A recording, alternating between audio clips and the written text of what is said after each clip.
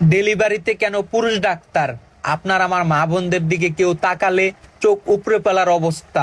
কিন্তু একজন doctor ACC করার সময় নারীর বুকে হাত দিচ্ছে, তলপেটেও হাত দিচ্ছে, এমনকি ডেলিভারি করার সময় নারীর লজ্জাস্থানে হাত দিচ্ছে। চিকিৎসার খাতিলে মা বোনদের লজ্জাস্থান খুলে দেখাতে হচ্ছে, কিন্তু কেন? এর কি কোনো প্রতিক্রিয়া নাই? প্রত্যেকটা হাসপাতালে তাকালেই দেখা যায় মহিলা রোগী সবচেয়ে বেশি।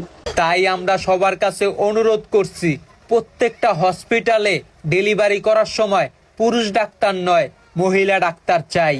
কে কে আমাদের সাথে একমত এই ভিডিওটা শেয়ার করে সবাইকে জানিয়ে দেন।